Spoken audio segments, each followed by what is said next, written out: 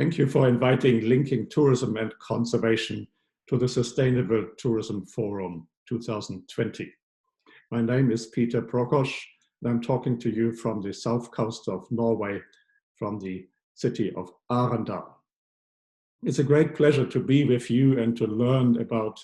best practice examples of sustainable tourism. I will now share my screen with you in order to provide you with some examples from the north and what lessons we can learn from that. Linking Tourism and Conservation, in short LT&C,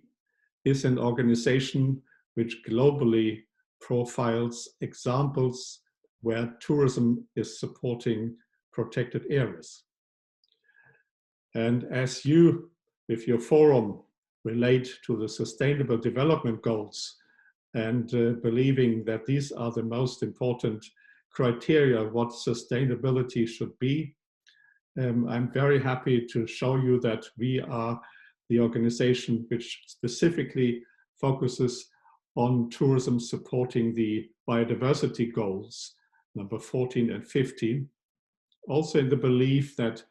the so-called green and blue goals of the 17 altogether are probably the most important if we want to achieve the future we want.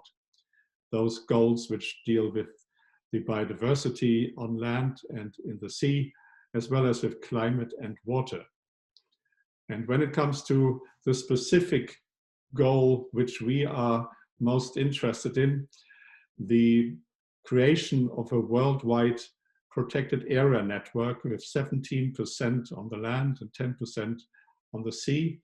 that relates to the so-called Aichi Target 11 of the UN Convention on Biological Diversity, and was integrated in the Sustainable Development Goals as a target for 2020, and will have to be renewed at the next conference of the parties for the next decade. And we could foresee that the world will agree that we need actually 30% of the total surface of our globe being protected and safeguarding the most important biodiversity we all depend also on. Tourism in principle has the potential, as for instance UNWTO also recalls, that to support actually all the 17 SDGs. And I can give you very concrete examples how tourism can support the biodiversity goals. We are partnering also in this connection with important other organizations also related to the UN and particular also IUCN, the International Union for Nature Conservation, but also, for instance, in Russia to the Zapovietnik Center and others which are familiar with you. We have also a number of corporate members, tour companies, which are convinced of our mission and are involved with their tourists in visiting and also contributing to the protection of nature reserves. Linking Tourism is a membership organization and has members from all over the world. We call them penguins. And they are representing all sectors of society, from tourists and bird watchers to conservation organizations, tour companies, and also representatives of the United Nations. They are clearly are representing both realms, tourism and conservation, and we are facilitating that the right members are learning from each other and creating what we call LT&C examples, where one can clearly demonstrate how tourism is financially or politically or by ways of education supporting the establishment or the development of protected areas. We have meanwhile 45 of such LT&C examples, which you can study on our website and can see how they are functioning and what you could probably also learn from them. The global network of protected areas is monitored and shown by the United Nations Environment Programme's World Conservation Monitoring Center in Cambridge. And for reaching the goal of 17% on land, we are almost there. On the marine environment, we are far behind, but there are strong indications that many countries in the world are eager to show their best to set up and meet the goals which the whole world has agreed.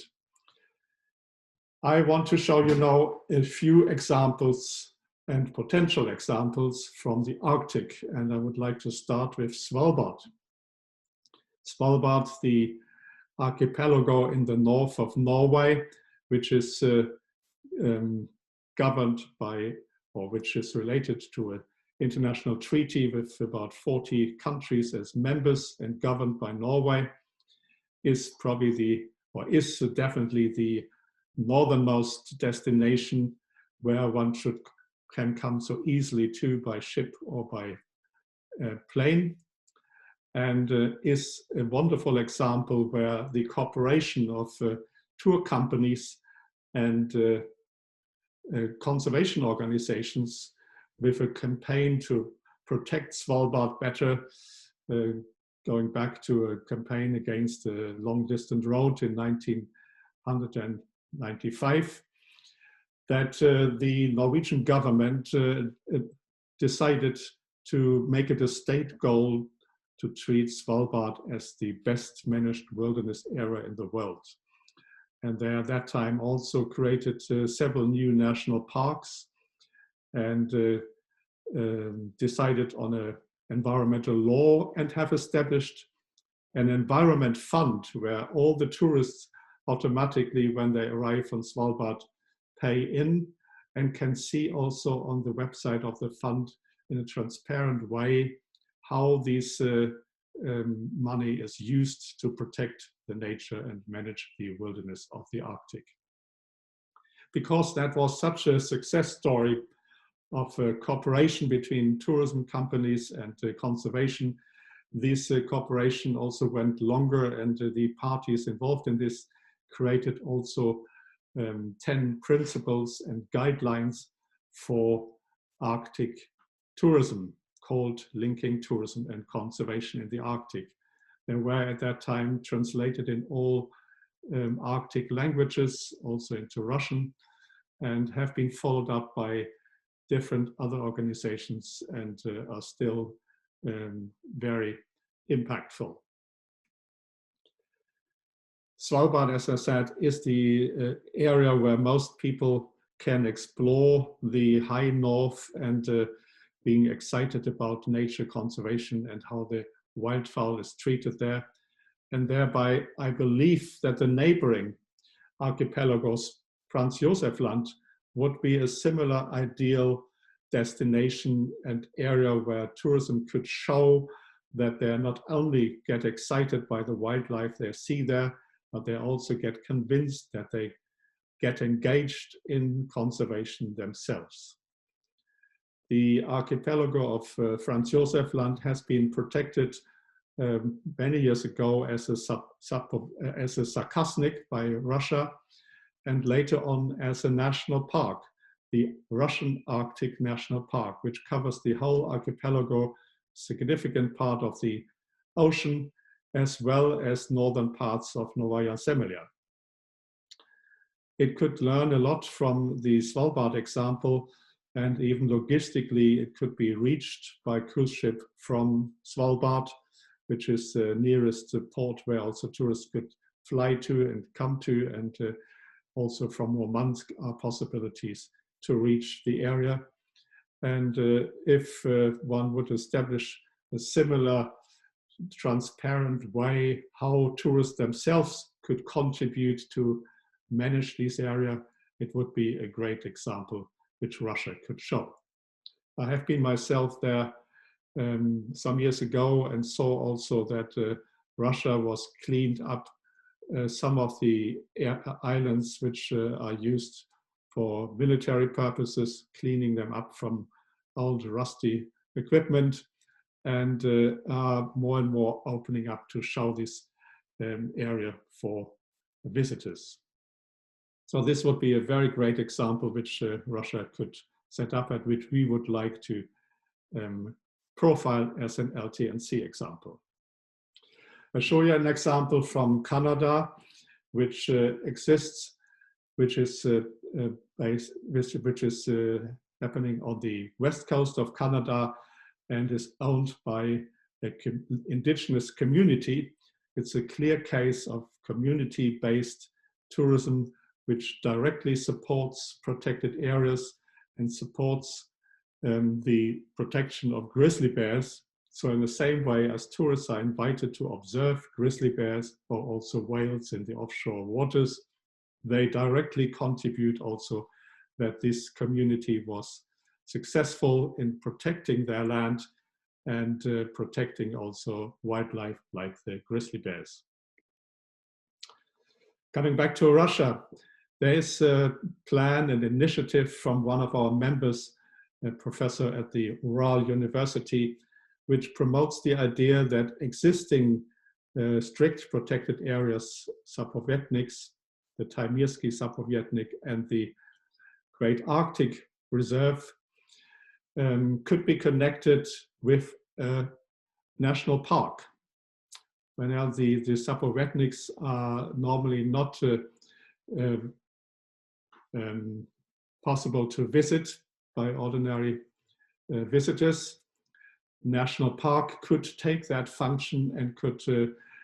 bring people to this very exciting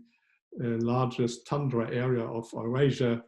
where you find also the largest reindeer population of Eurasia and many Arctic birds which migrate along the East Atlantic flyway. It could be also an